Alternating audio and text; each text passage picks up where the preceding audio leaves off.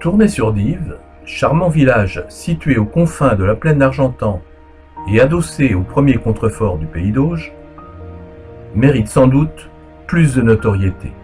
Seuls quelques historiens spécialistes de la Deuxième Guerre mondiale connaissent l'endroit comme étant le symbole de la fin tragique de la bataille de Normandie en août 1944. Mais pour tous les enfants du baby-boom, nés après 1945, ce village est le symbole d'une enfance et d'une adolescence heureuse et insouciante. Mais avant d'évoquer les belles années 50 et 60, revenons dans le passé. En remontant le temps, profitons des premières photographies du village. Avant la Première Guerre mondiale, la population était un peu plus nombreuse qu'actuellement, puisqu'elle s'élevait à environ 379 habitants. Après le terrible conflit, elle redescendra à 305 âmes. À l'époque, les possesseurs d'appareils photographiques étaient assez rares. Mais, heureusement, chaque petite commune faisait l'objet d'une ou de plusieurs cartes postales. En voici 4 concernant Tournai.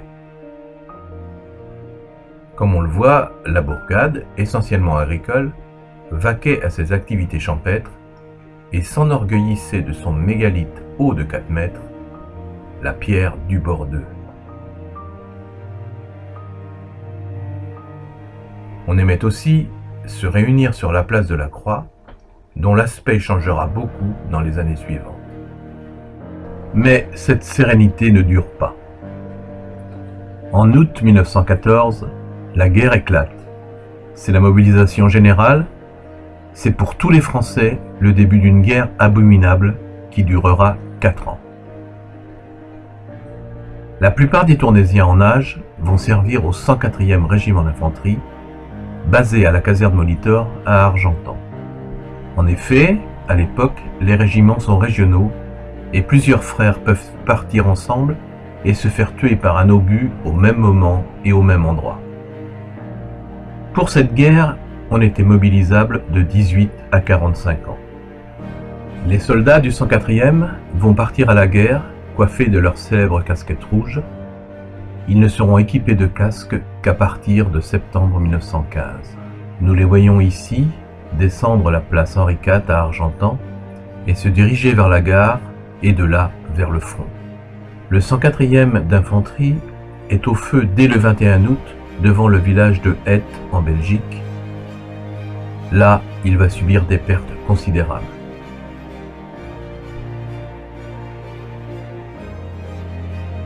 Bien plus tard, après un repli en région parisienne, c'est grâce au célèbre taxi de la Marne que le 104e atteindra Popincourt pour remporter sa première victoire. La petite ville belge de Heth entretient toujours les tombes des soldats normands tombés sur son sol en ce terrible mois d'août 1914. En août 1915, un Tournaisien est rappelé sous les drapeaux. Il s'agit de M. Mallet, qui, comme le montre cette facture, exerce la profession de forgeron. Mais nous sommes en plein temps des moissons, et la plupart des hommes de Tournai sont partis à la guerre. M. Mallet envoie une lettre de demande de sursis au général de région. Cette demande est appuyée par le maire de Tournai, Amand Guénon. À la fin du conflit, Tournai aura perdu 27 de ses enfants. Au début des années 20, la République demandera à chaque commune de faire ériger à l'endroit le plus en vue un monument aux morts en hommage aux soldats ayant laissé leur vie pour la patrie. Tournai construira le sien sur la place de la Croix. Sur ce dernier seront gravés sur 2 des côtés les 27 noms des Tournaisiens morts au champ d'honneur. Chaque 11 novembre, leurs noms seront égrenés à haute voix devant la population rassemblée. Cette tradition perdurera jusqu'au milieu des années 70. Parmi les soldats qui reviendront, certains seront estropiés comme Lucien Lobry, aveugles comme Maurice Chambron ou gazés comme Ernest Bisson, qui, malgré sa croix de guerre, ne survivra que 9 ans à des lésions pulmonaires irréversibles. Dans les foyers, des douilles d'obus sculptées ou des chars miniatures en zamac, rapportés des tranchées par les poilus, trôneront longtemps sur les buffets ou les tables de nuit. À l'aube de 1920, les activités reprennent peu à peu à Tournai. Avant que les gaz lui ôtent définitivement la vie, Ernest Bisson et sa femme Marie deviennent propriétaires en 1922 des murs de leur épicerie. Le négoce perdurera jusque dans les années 70. Sur ce cliché, pris en 1925, on peut voir Ernest et Marie Bisson. Ils viennent de faire l'acquisition d'un piano auprès d'un représentant qui voyage à bicyclette. À gauche, Maria Sago et le jeune Bernard Bisson. Coïncidence tragique, Maria et Bernard seront tués le même jour, le 19 août 1944. Fruit d'un élevage bovin important, le lait recueilli dans les fermes est utilisé pour fabriquer du camembert crémeux. Comme on peut le voir encore aujourd'hui, des halloirs existent sur la commune. C'est ainsi que sont commercialisées plusieurs marques de fromage, comme le camembert dauphin, comme le camembert ledoyen ou le camembert leroyer. Les travaux agricoles qui ont été assumés par les femmes pendant la guerre sont maintenant dévolus aux hommes. Il s'agit des hommes qui n'étaient pas en âge d'aller combattre et à ceux qui sont revenus de la guerre sans trop de séquelles. Ici, la moissonneuse lieuse à Mi-Guillaume en 1925 sur les terres de la famille Darel. L'école de la République a repris ses droits, comme on peut le voir sur cette rare photographie de la cour de récréation prise vers la fin des années 20. Pendant les années de l'entre-deux-guerres, la physionomie du village va changer. Le ruisseau, Pont aux ânes, qui coulait à l'air libre dans le bas de Tournai, va être transformé en cours d'eau souterrain. Le café Potel, situé au carrefour du village, va devenir successivement café Richard, puis enfin café Bisson. Sur ces photos de groupe, on voit cafetiers et clients posant pour la postérité devant l'établissement. Ce soldat, tenant par l'abri de son cheval, c'est Maurice Béhuel, qui effectue son service militaire dans la cavalerie au 1er régiment de chasseurs d'Alençon. La dame de gauche est Jeanne Algot, au centre ses deux filles, Marie-Thérèse et Marcel. Voici un mariage, celui de Maurice Béhuel justement, qui épouse Suzanne Bisson en 1935. Les cérémonies, qu'elles soient mariage ou communion, se singularisent alors par des banquets pentagruéliques. Ici, le menu de la communion de Christian Bisson en 1934. On peut y déguster 4 plats de viande différentes le midi et 3 autres viandes encore différentes le soir. Pour la traditionnelle fête Saint-Clair, une habitude va s'installer à Tournai, celle des reconstitutions de mariage du XIXe siècle. Voici un des rares clichés d'une de ces fêtes pendant les années 30. On découvre ici Monsieur Lefrançois occupé à procéder à des travaux sur la façade de sa maison. Bien plus tard, en 1960, Monsieur Lefrançois deviendra maire de Tournai. Ce jour-là, la batteuse, que l'on appelle aussi la mécanique, est de service dans la ferme Emery. C'est jour de battage. On fait la pause pour que l'instant soit capturé par le photographe de service. Pour les jours de fête, Tournai s'est doté d'une fanfare, ou plutôt d'une clique, comme on dit alors.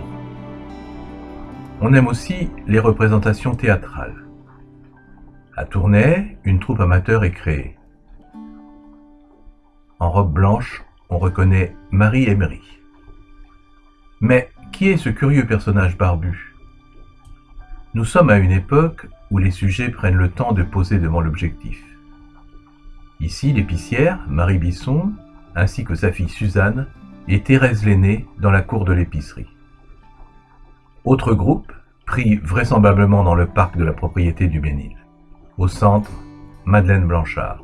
Ici, encore un autre groupe, devant la ferme Michel à Montmilsan. On reconnaît Georges et Madeleine Michel, Germaine Béhuel et sa belle-fille Suzanne Bisson. Georges Michel, nous le retrouvons ici avec sa femme Madeleine. Suzanne Bisson et Louis Dauphin dans la rue principale, juste devant la ferme Gérard. Ainsi va la vie des Tournaisiens en cette fin des années 30. Ils posent insouciants devant les objectifs, tels ces ouvriers, et cette Tournaisienne non identifiée. Mais déjà arrive l'année 1939, et avec elle une nouvelle mobilisation générale. ceux qui avaient vu leur père ou leur frère partir pour la guerre en 1914, sont à leur tour envoyés sur le front. Mais personne ici ne se doute que leur cher village sera pris en première ligne 4 ans plus tard dans le feu du conflit qui s'annonce. Pour Tournai, le conflit débute par la gestion d'éventuels réfugiés. En effet, il faut songer à accueillir ceux qui vont fuir la guerre. Dès septembre 1939, le maire, Auguste Gallet, prend ses dispositions pour réquisitionner à cette fin de la literie.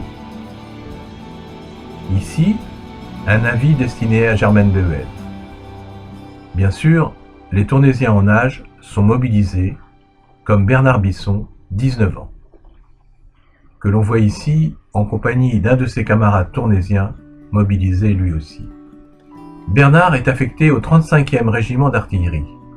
Il part combattre dans la région de Dunkerque, où son unité couvrira le rapatriement dramatique du corps expéditionnaire britannique vers l'Angleterre. Lui, c'est André Laubry. Il est cavalier au 6e dragon. Il va partir en direction de la Moselle, à Thionville.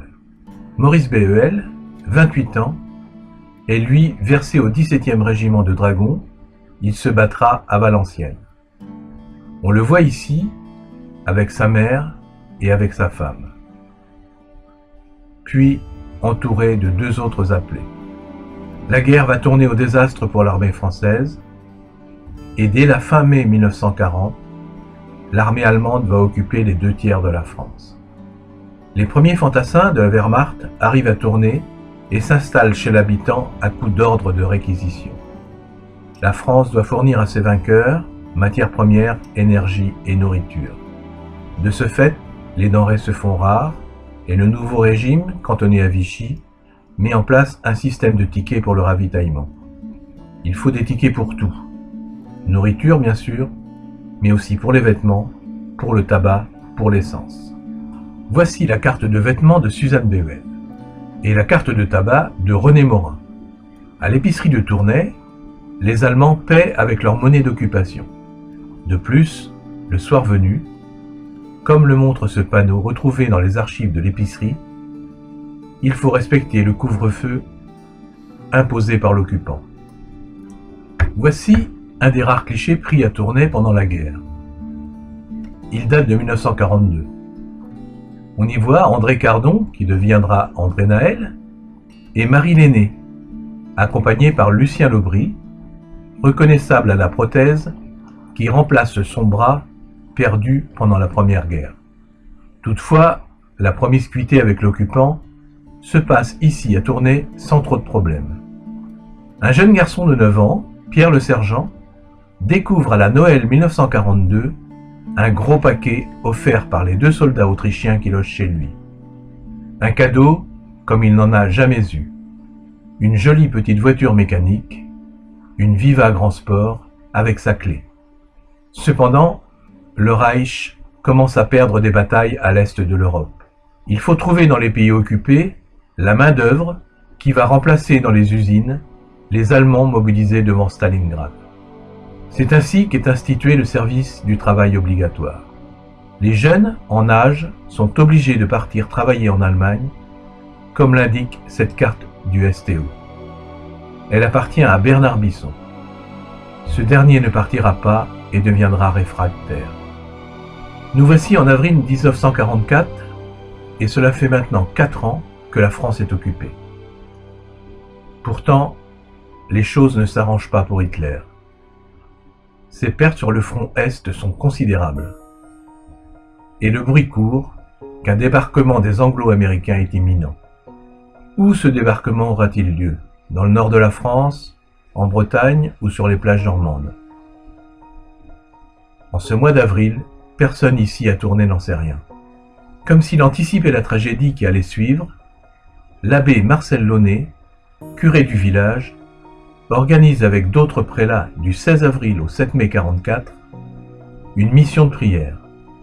3 mois plus tard, les événements lui donneront dramatiquement raison. C'est au matin du 15 août 1944 que le premier obus arrive sur le bourg. À partir de cet instant, Tournai devient un véritable enfer. Le village se trouve au centre d'une poche que les Alliés pilonnent jour et nuit pour couper la retraite aux Allemands. L'enfer va durer 9 jours, durant lesquels 15 civils vont perdre la vie. Au matin du 24 août, le spectacle n'est que désolation. Ici, le château de Tertu, la ferme Massé, le café Bisson. Voici la ferme Le Morellec, dont la cave a servi d'abri à l'abbé Marcel Launay, ainsi qu'à des dizaines de civils. C'est d'ici que le prêtre réussira à convaincre un officier allemand de l'accompagner auprès des Alliés pour que cesse enfin la tuerie. Après-guerre, cette plaque apposée devant les lieux commémorera l'Odyssée de l'abbé Launay. Une bonne partie des habitations de Tournai est détruite, surtout celle située près du carrefour. Le crucifix, qui s'élève place de la Croix, est calciné. Ce crucifix, on peut toujours le voir de nos jours, trônant dans l'église, afin de témoigner auprès des jeunes générations. Les routes, les chemins sont jonchés de cadavres de soldats et d'animaux en putréfaction. On dénombre dans la poche de Chambois 6000 soldats allemands morts, 1800 cadavres de chevaux et plus de 4000 engins de guerre. Les Tournaisiens ensevelissent leurs morts. Parmi eux, la famille Blanchard, anéantie dans la même tranchée qui était censée les protéger. J'ai vécu une deuxième vie, là. Je peux dire, ma vie a été coupée quand j'avais 20 ans. Oh, oui. J'ai vécu, pour moi, un peu comme une zombie par moment, par contre. Fallait que je monte dans la tranchée. Pour peu que j'étais pas bien, que j'étais un peu contrariée même, on savait où me retrouver. Bon, moi, il fallait que j'aille dans la tranchée. On me voyait, on venait, on m'embrassait, j'ai eu besoin de service, on demandait qu'à me rendre service. Et ça, j'ai beaucoup apprécié, parce que une fille toute seule, c'est pas évident. J'avais beau travailler à la ferme, mais on connaît pas tout à 20 ans. Alors, les gens ont été, bon, sauf ceux qui venaient vous piquer ce qui vous restait. Parmi eux aussi, Maurice Bével et son beau-frère, Bernard Bisson, tués au lieu-dit Longs Herbages par le même obus allié.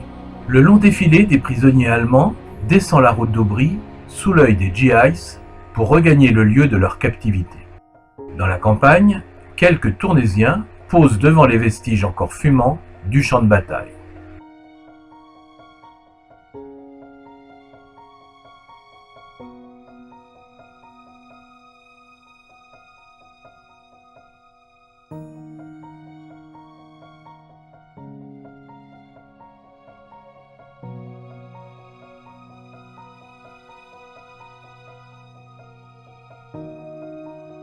Il faut recouvrir de tuiles l'église qu'un obus a traversée le 15 août. Tout autour, le cimetière est un vrai capharnaüm. L'abbé Marcel Launay va rédiger dès le mois de septembre un opuscule relatant heure par heure le calvaire de ses administrés. On le voit ici en 1994, revenant sur les lieux mêmes de son récit, dans la cave de la ferme Le Morellec. À peine le calme revenu, l'abbé Launay va retranscrire sur papier les moments tragiques que lui et ses ouailles viennent de vivre. Son ouvrage, intitulé Dans la tourmente de la guerre, va devenir un véritable best-seller et sera régulièrement réédité. Ici, le premier tirage de 1945, le deuxième tirage de 1945, l'édition de 1985 et celle de 2008. Le 21 juillet 1946, Tournai sera adoptée comme ville martyre par la commune de Chevreuse, ville de la ceinture parisienne, actuellement située dans le département des Yvelines. Chevreuse et ses habitants offriront du mobilier aux Tournaisiens ainsi que des jouets pour les enfants. Ce jour-là, les maires des deux communes, Jean Duguay pour Chevreuse et Charles Duclos pour Tournai, inaugureront la nouvelle place de Chevreuse. Malgré les deuils et les aléas de la reconstruction, petit à petit, le village de Tournai va reprendre progressivement goût à la vie. À la fin des années 40, 5 jeunes villageois posent pour une séance de photos devant le calvaire calciné de la place. Albert Gérard et sa fiancée Thérèse Malécange, Maurice Jarard et sa fille Micheline, ainsi qu'Edmond Aubin. Au début des années 50, et à l'aube de ce qui va devenir les 30 Glorieuses, la vie des villageois est devenue plus douce. Paix, plein emploi et réjouissance sont au programme. Ici, le maire Charles Duclos et quelques édiles de la commune devisent et posent pour le photographe dans la cour de l'épicerie. Les loisirs ayant repris leur droit, on peut assister au rythme d'une fois par mois à une projection de cinéma dans la petite salle des fêtes. Certains jeunes s'adonnent au sport, comme ici Christian Bisson, qui prend une licence au Vélosport Truinois. Il peut ainsi participer à la course cycliste de son village le jour de la fête Saint-Clair. Au beau jour, la municipalité propose pour un prix modique une balade en bord de mer. C'est Franceville, dans le Calvados, qui a été choisie comme station balnéaire. La vie reprenant, des mariages sont célébrés, comme ici en 1956, celui de Berthe l'Angoisseur et de Christian Bisson, les cafetiers du village. La commune voit aussi arriver de nouveaux résidents, comme ici les Parisiens Marie-Jeanne et Pierre Tréfaut, venus de Chaville. Les enfants ont repris le chemin de l'école, une école reconstruite. Et ils vont poser, chaque année, pour la photo de classe, comme leurs parents l'avaient fait avant eux sur ces 2 clichés des années 20. Voici les jeunes tournaisiens au début des années 50, avec leur instituteur Guy Rosbach.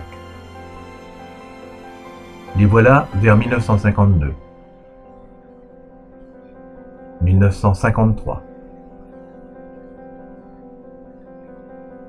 En 1954, symbole du baby-boom, on créera même en face de l'épicerie une garderie pour les plus petits.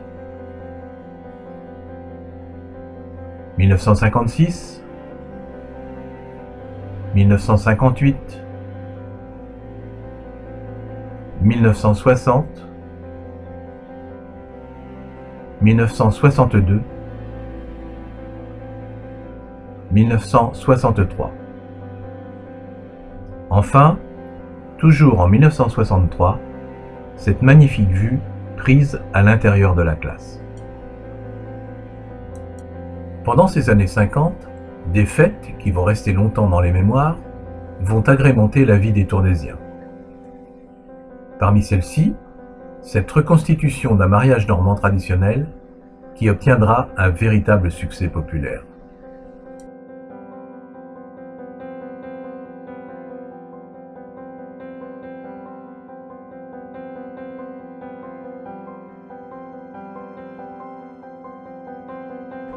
Un succès tel que l'on renouvellera ce thème, mais cette fois avec de tout jeunes enfants. Comme il y a pénurie de filles pour former les couples, certains garçons devront jouer ce rôle. La fête du village, c'est aussi l'occasion d'exercer son talent au jeu de boules, comme ce groupe qui pose dans la cour de la garderie où une piste en planche a été installée. La fête du village, c'est aussi l'occasion d'organiser des défilés de fanfares à travers la commune. Malgré le pilon qui lui sert de jambe gauche, le garde champêtre Blanchard ouvre crânement le cortège. Les années 50 s'achèvent donc ainsi dans la quiétude de la paix qui s'est installée durablement. La décennie suivante commence bien tristement pour les Tournaisiens. Quelques jours avant la fête Saint-Clair 1960, leur mère, Georges Duménil, est emportée par la maladie à 64 ans. Mais les années 60 sont bien là, et arrivent avec elles beaucoup d'innovations techniques. Parmi celles-ci, la vulgarisation des caméras Super 8 pour les particuliers. Roger Martin en acquiert une caméra Kodak Super 8. Il réalise ses premières images le 26 mai 1963, jour de cérémonie.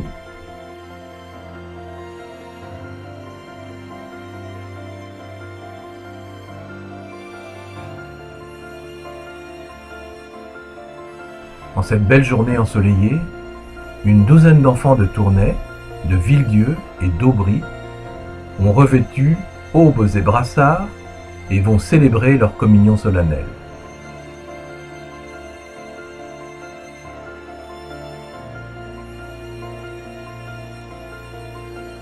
L'abbé Desclos a réuni sa chorale au grand complet et s'est entouré d'autres ecclésiastiques pour bien souligner la solennité du moment.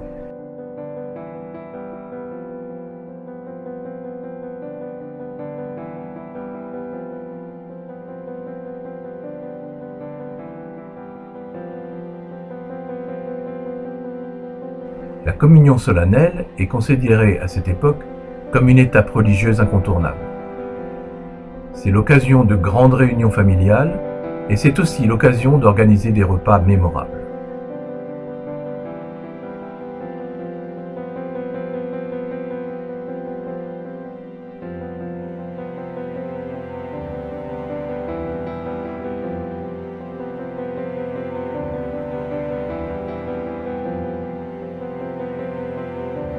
La cérémonie se déroule en 2 temps, une grand-messe le matin, suivie d'une procession au calvaire.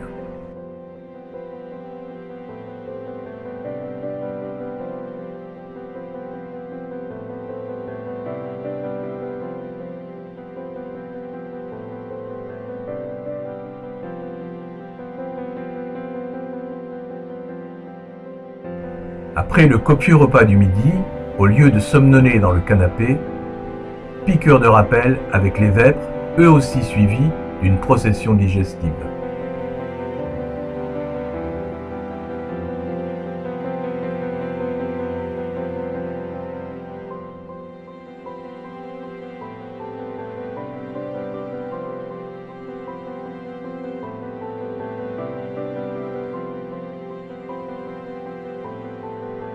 Le soir, un nouveau festin rassemblera encore chaque famille afin de terminer cette sainte journée, l'estomac bien rempli.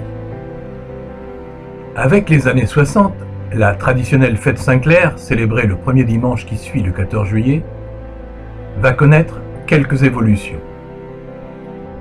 Tout commence par la préparation. Comme on le voit ici, une équipe de bénévoles se désaltère avant de nettoyer et décorer routes et chemins. Car en cette année 1967, c'est un petit corso fleuri qui va être organisé avec un char coloré emprunté à une commune du Pays d'Auge. On y ajoute des cyclistes comiques,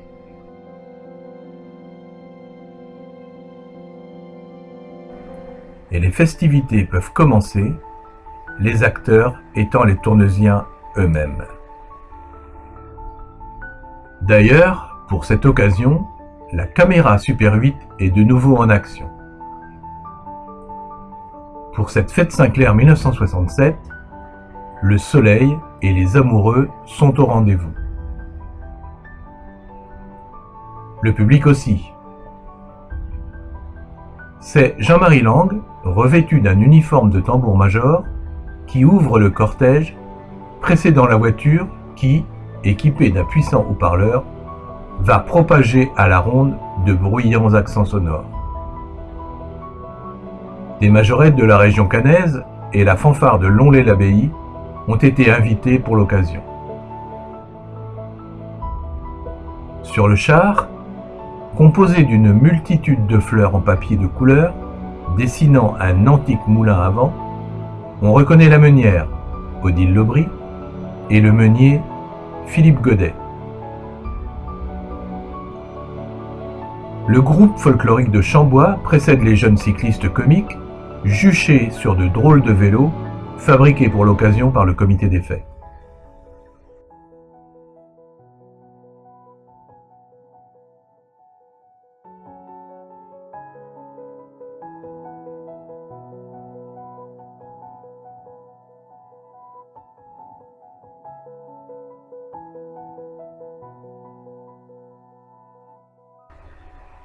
Sur la place de Chevreuse, le nombreux public suit les évolutions des différents groupes sous un soleil de plus en plus brûlant.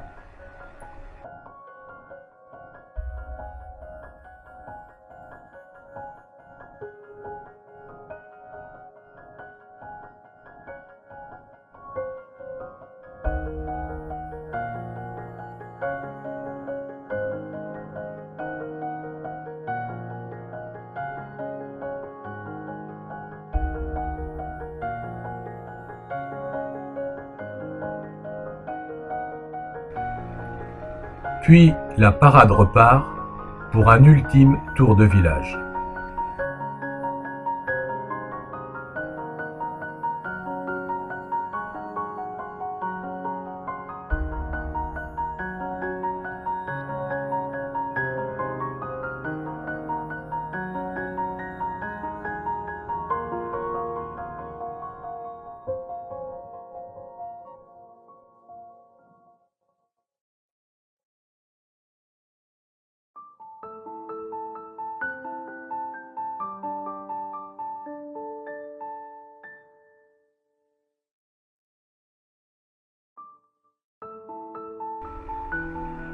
Mais il est temps de rejoindre les attractions proposées par le couple Roinel, les forains qui installent leur manège, comme chaque année derrière la mairie. Les membres du comité des fêtes, Jean Lécuyer et Roger Martin, passent dans les rangs pour proposer aux chalands une pesée du panier garni. On aperçoit, au deuxième plan, le parquet d'Aigrange, où ce soir l'orchestre canet Claude Pellegris fera danser les villageois au son du twist et du Madison. Pour les enfants aussi, des épreuves d'adresse sont proposées.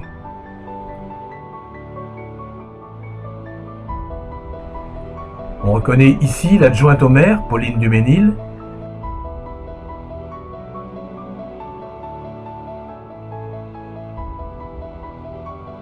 ainsi que le maire lui-même, Bernard Morel. Bien sûr, la baraque du tir des amis est très appréciée des fines gâchettes. Mais la reine des attractions, ce sont les balançoires en bois, affublés du titre ronflant de Chimère volante.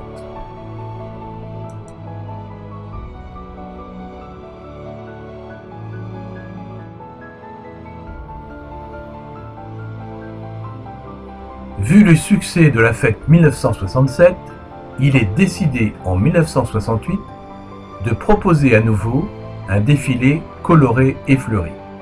Dans la cour de l'épicerie, des jeunes du village grimés en cyclistes loufoques se préparent.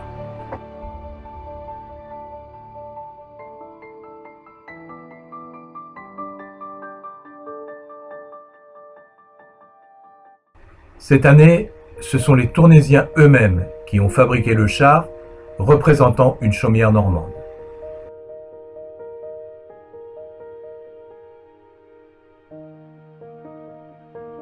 Parmi les acteurs costumés, on reconnaît Lucienne Le Morellec et Yvette Lefrançois.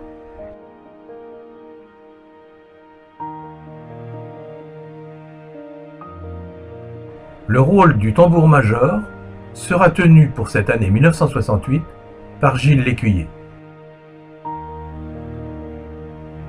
Une équipe de pompiers de train est venue renforcer les effectifs comiques du cortège. Cette fois, c'est sur le terrain de football aménagé pour l'occasion que va se dérouler une autre forme de fête au village. Le comité des fêtes met sur pied un intervillage auquel des communes voisines vont participer. Bailleul, Guépray, Coulons, Saint-Lambert et bien d'autres. Les épreuves sont multiples.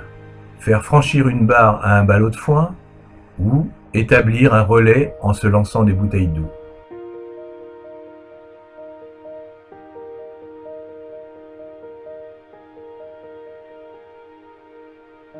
S'affronter dans un féroce combat de polochon,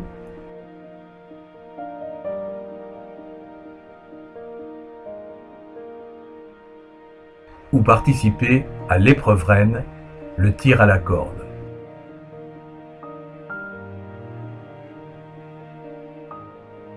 Le public est ravi et profite d'un court intermède pour écluser quelques canettes.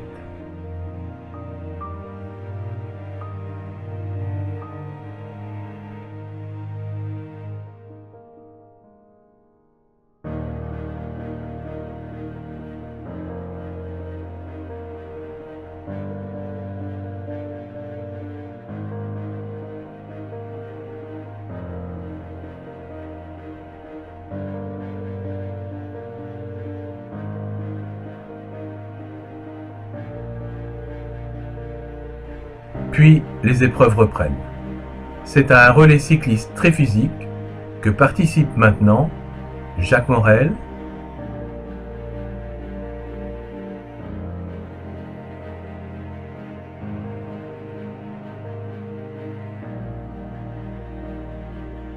Daniel Beauvais,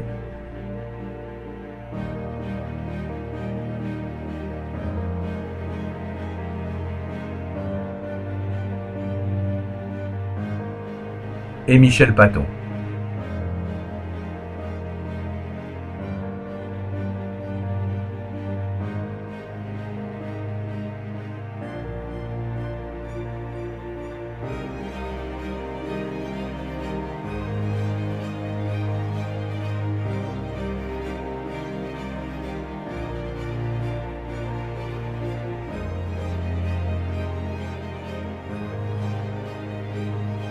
Enfin, les festivités se terminent par un chamboule-tout humain avec ici en vedette Michel Potier. Une autre innovation voit le jour pour cette fête Saint-Clair du début des années 70, l'organisation d'un jumping. Hélas, ce jour-là, la météo est déplorable et malgré la qualité du plateau proposé, le public n'est pas au rendez-vous. Il n'empêche, grâce à la présence de la caméra, nous pouvons aujourd'hui apprécier de revoir nombre de voisins et amis.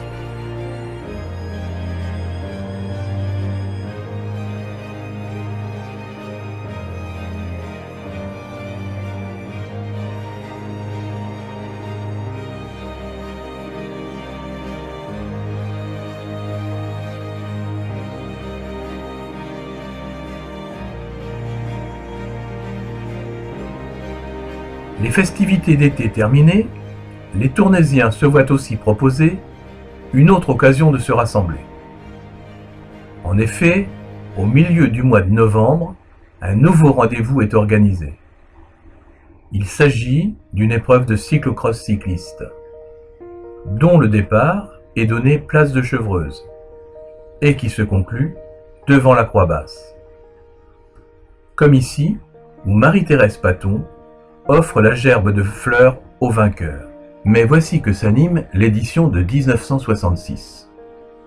Comme on le voit, les Tournaisiens sont venus en grand nombre assister aux exploits de coureurs téméraires et courageux.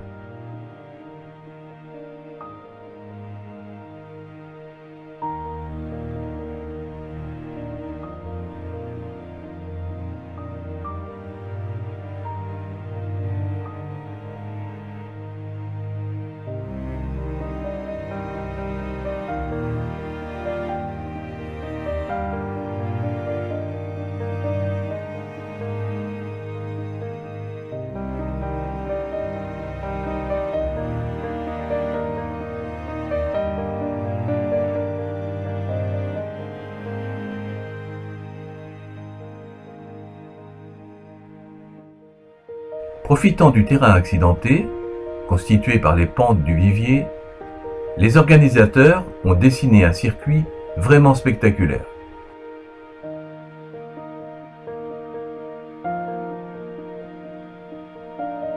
Qui inclut le franchissement d'une étroite planche en bois enjambant le ruisseau Pont aux Ânes.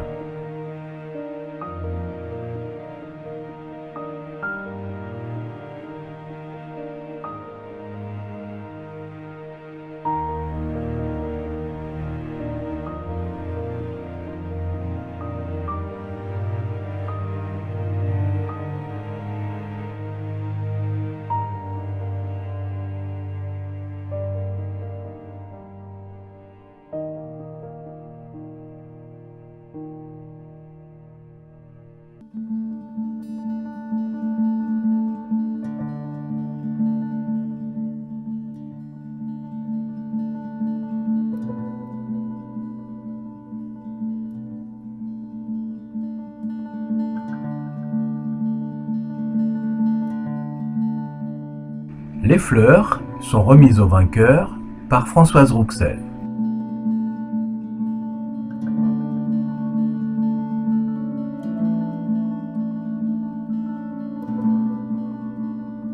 L'épreuve terminée, le maire, Bernard Morel, se rend à l'épicerie afin d'acquérir quelques flacons qui seront dégustés par les organisateurs, fiers du succès populaire remporté.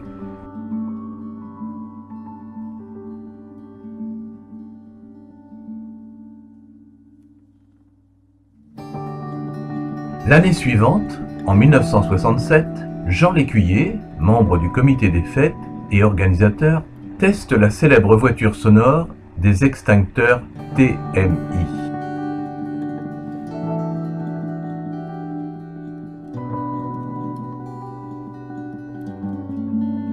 Parmi les spectateurs, un cycliste de renom qui deviendra tournaisien l'année suivante, Daniel Vermeulen.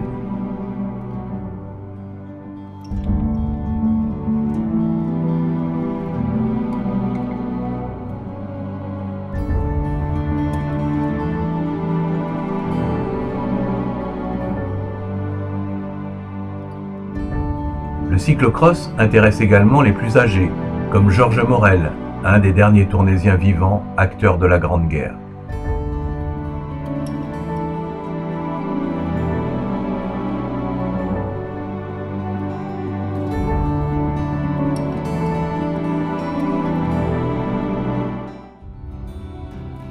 Cette fois, le départ est donné devant la mairie.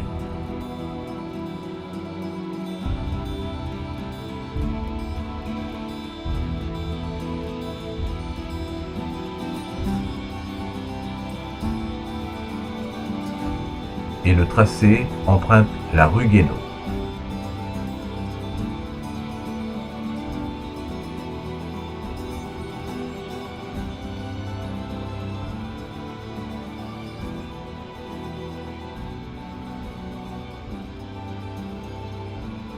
Mais le plus épicé du parcours reste le franchissement des pentes du Vivier.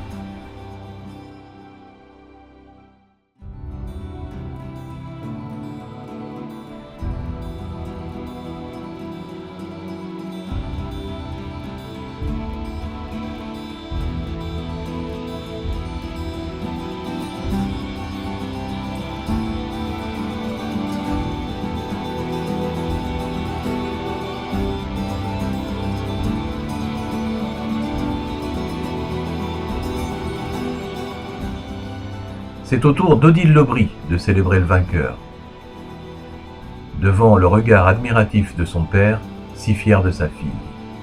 Paul Dutac, champion du club d'Orbec, s'offre la deuxième place.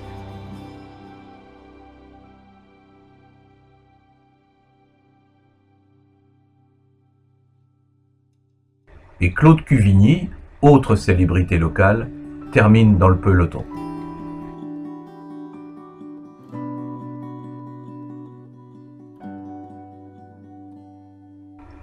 Pour l'édition de 1968, si nous ne possédons malheureusement aucune image de l'épreuve sportive, nous allons voir défiler par contre sous nos yeux une belle représentation de la population tournaisienne de l'époque. Par petits groupes en effet, les voici, jeunes et moins jeunes, s'en allant prendre place autour du tracé de l'épreuve. Profitons donc de ces portraits de tournaisiens sur lesquels la caméra s'est heureusement attardée.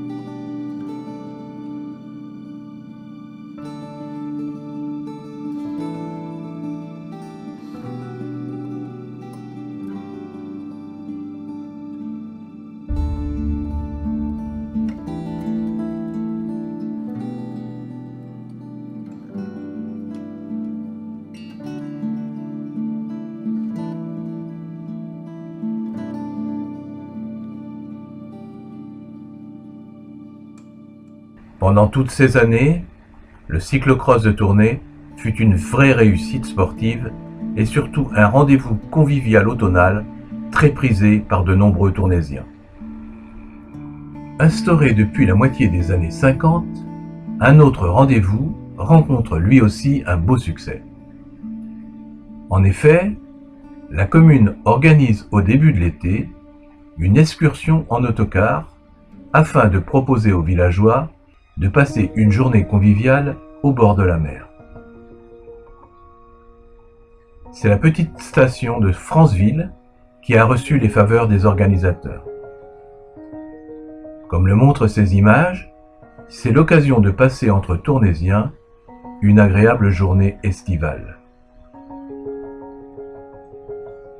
Si nous n'avons pas d'image animée de ces voyages en bord de mer, la caméra, elle, a fixé sur la pellicule la destination qui a succédé à Franceville. Il s'agit de la station sartoise de Sillé-le-Guillaume, plus connue sous le label exotique de Coco-Plage. Et voilà les Tournaisiens en route vers le département de la Sarthe, avec un premier arrêt au beau milieu de la forêt des Couves.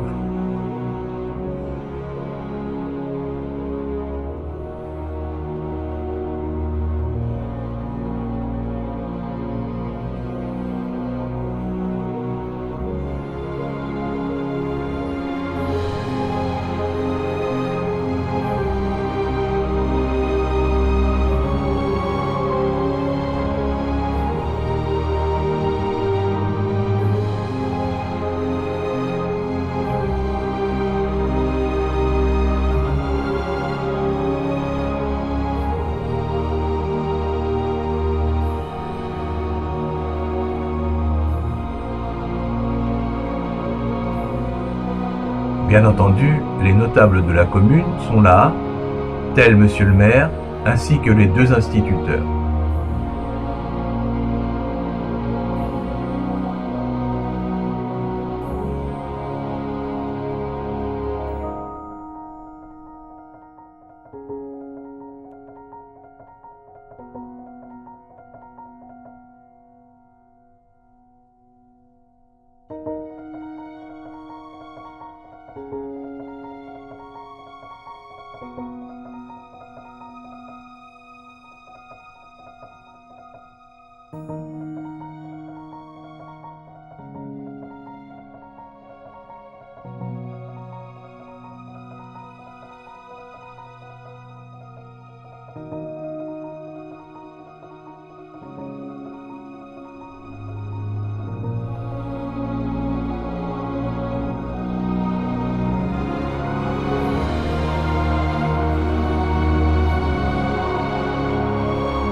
À peine sommes-nous arrivés à Bonport, au bord de l'étang de Coco-Plage, qu'il faut songer à gonfler les esquifs en plastique.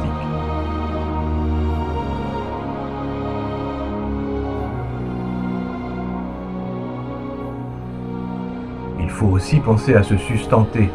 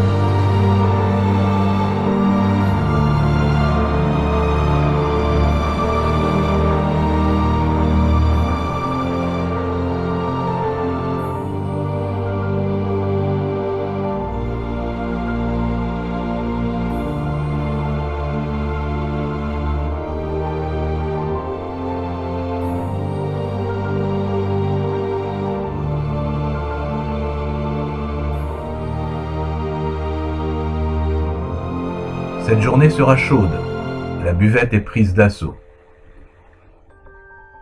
Chacun va profiter de ces moments de vraie détente.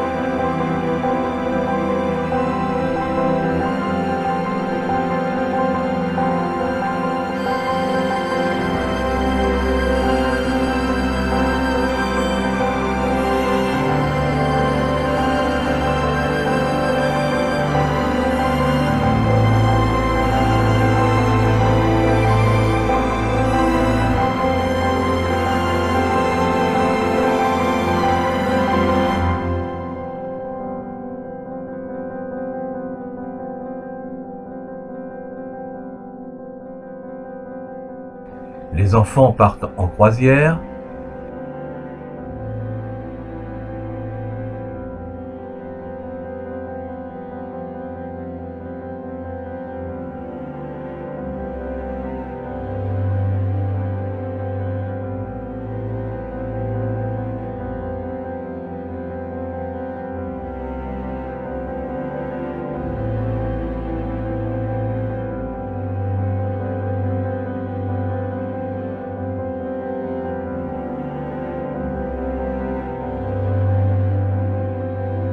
D'autres se délectent de crème glacée.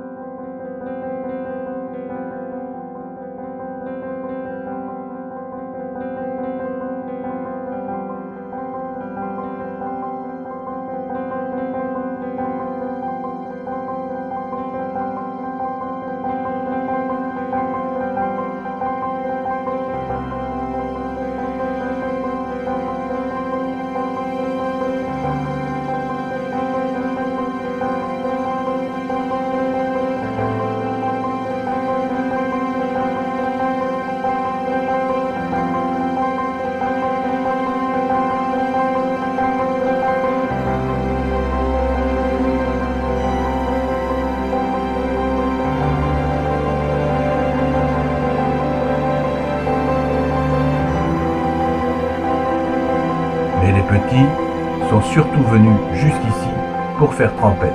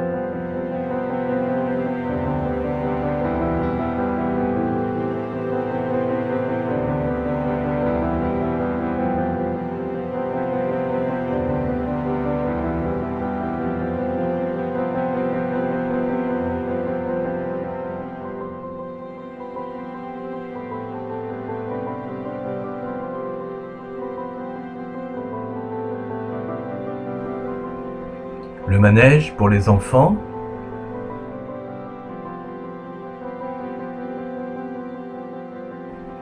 et une promenade en sulky pour les autres.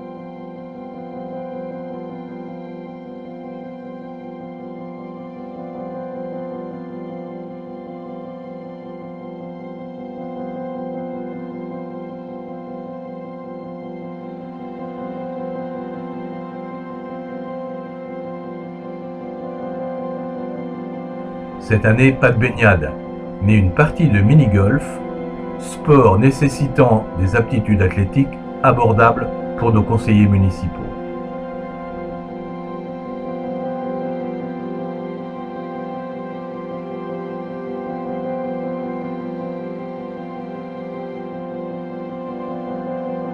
Ces journées d'été conviviales étaient très prisées des habitants, mais, signe des temps, elles prendront fin à l'aube des années 70. Mais revenons au milieu des années 60. C'est à ce moment qu'une passion dévorante va gagner les jeunes de la commune, le football. Au tout début, des parties acharnées sont organisées sur le terrain communal, situé derrière la mairie. Comme le montre cette prise de vue, toutes les catégories d'âge de la jeunesse sont représentées. Les amateurs de foot pratiquent leur passion, parfois même en tenue de ville, et tapent dans le ballon jusqu'à la nuit tombée. Mais à l'été 1966, une grande décision est prise. Tournai engage une équipe officielle dans le championnat de l'Orne de 2e division. Les couleurs seront le bleu et le blanc. L'AST est né. Le premier match officiel se joue sur le terrain d'un des favoris, Pontchardon, le 2 octobre 1966 et se solde par une splendide victoire, 2-1. Ces quelques images du match entre Tournai et l'Étoile alençonnaise, joué sur le terrain offert par M. Morel, maire de la commune, montrent les attaques flamboyantes des athlètes tournaisiens.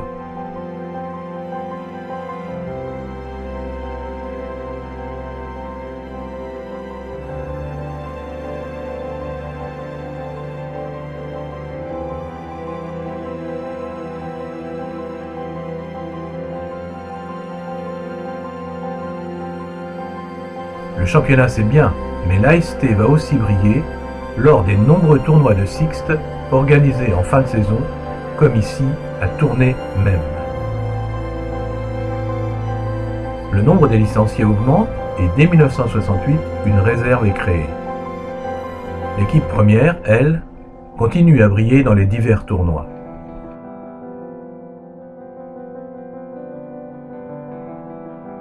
Le 15 janvier 1967, match humoristique. Les anciens défient l'équipe officielle.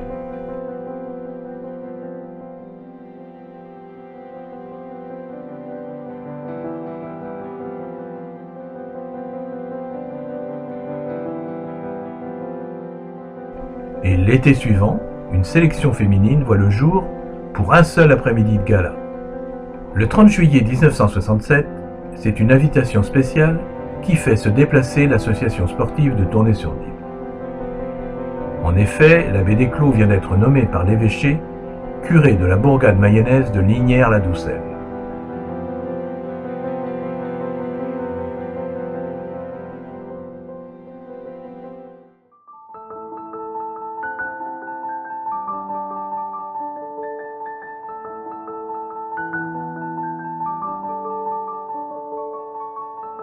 À l'occasion de sa fête paroissiale, l'abbé invite 2 équipes de Tournai à participer à son tournoi de football.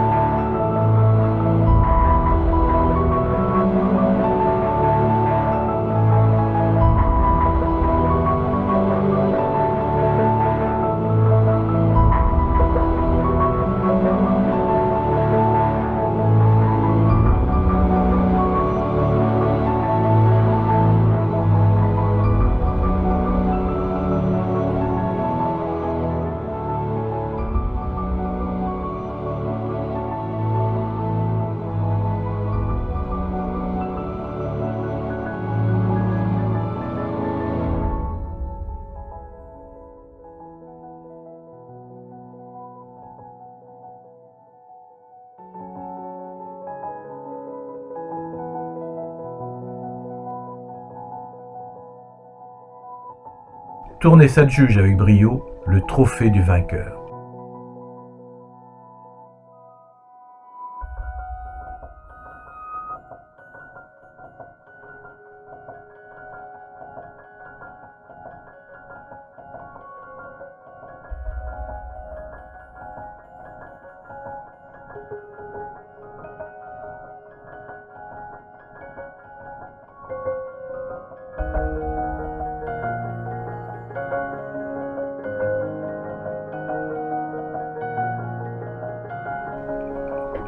Les footballeurs tournaisiens forment une équipe très soudée, même en dehors du terrain.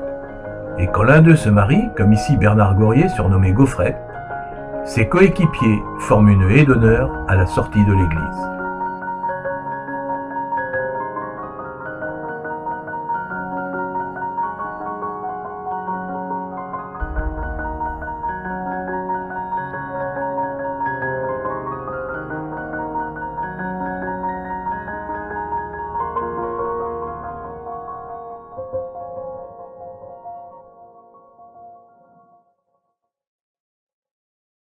Malheureusement, quelques années plus tard, le foot à Tournai s'éteint lentement. Une autre épopée de quelques saisons reverra le jour au début des années 80 à l'initiative des frères Bisson. Toutefois, 23 ans plus tard, en 1989, un jubilé sera organisé sur le stade de Chambois. Les pionniers de 1966 répondront présents à cette célébration. Le petit village de Tournai ne vit pas que pour les loisirs. Outre la population occupée aux diverses tâches agricoles, quelques artisans et commerçants complètent l'éventail professionnel. Parmi eux, le maçon Marcel Baron, ou l'électricien Roger Martin et son bras droit Bernard Gorier. Roger se déplace de chantier en chantier à bord de sa Juve A4 jaune et Havane. De son côté, son épouse Suzanne a repris l'épicerie de ses parents. L'épicerie, voilà comme elle se présente à la fin des années 50, vue de l'extérieur.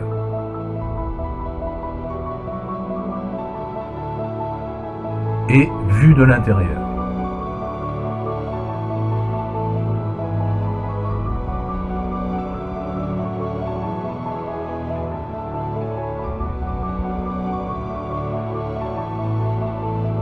Elle abrite aussi une cabine téléphonique.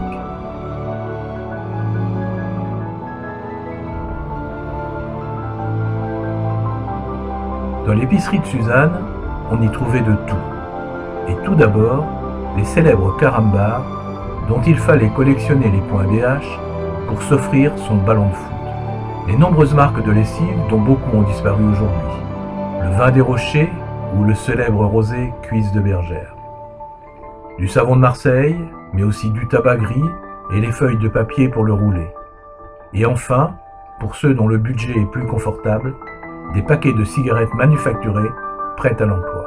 Voici quelques scènes de la vie courante filmées depuis la cour de l'épicerie.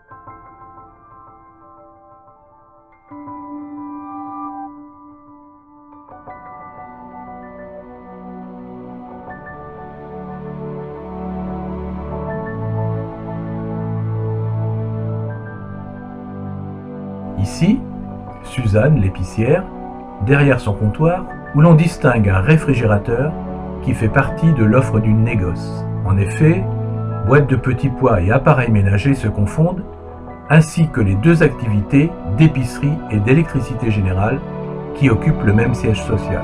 C'est dans la cour de l'épicerie que Gaufrette prépare la 2 chevaux qui a succédé à la Juva. Si Bernard Gorier est le bras droit de Roger, la discrète et courageuse Eliane Beauvais, elle, seconde Suzanne avec efficacité. Malgré le manque de lumière, l'objectif de la caméra a pu fixer sur la pellicule ces quelques moments de l'activité de l'épicerie d'autrefois. Un autre commerce, et non le moindre, c'est le café de la place de Chevreuse. Il est tenu par Berthe et Christian Bisson. Après son anéantissement en 1944, l'établissement a été reconstruit sur le même emplacement. Ce café sera le cadre des réunions de sortie de messe, des vins d'honneur et des soirées d'élection, ainsi que de parties acharnées de baby-foot. Que rajouter à cet inventaire de la vie à Tournai-sur-Dive à cette époque? Que les affaires de la commune étaient assignées à des édiles qui furent récompensés, que les anciens combattants et anciens prisonniers étaient honorés, que la jeunesse se préparait à vivre d'autres décennies.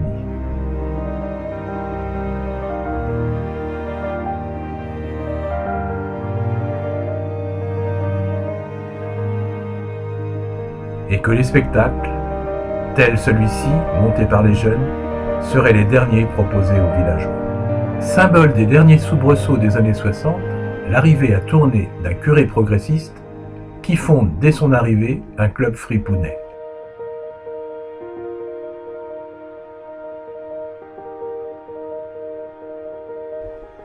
Cet abbé, l'abbé Le Bailly, forme aussi un groupe de petits chanteurs qui malheureusement ne feront pas carrière. Il organise également plusieurs excursions, dont l'une à bicyclette en Suisse normande et l'autre en autocar en forêt noire. Au début des années 70, ce prêtre partira très loin, puisqu'il deviendra pasteur chez les Indiens du Pérou. L'abbé Le Bailly, on peut le voir sur ses ultimes prises de vue de la caméra Super 8. Il s'agit d'une cérémonie de communion filmée en 1968. 2 ans après ce dernier reportage, Roger Martin et sa caméra émigreront pour Chambois. Les Tournaisiens ne seront plus les acteurs de ces films.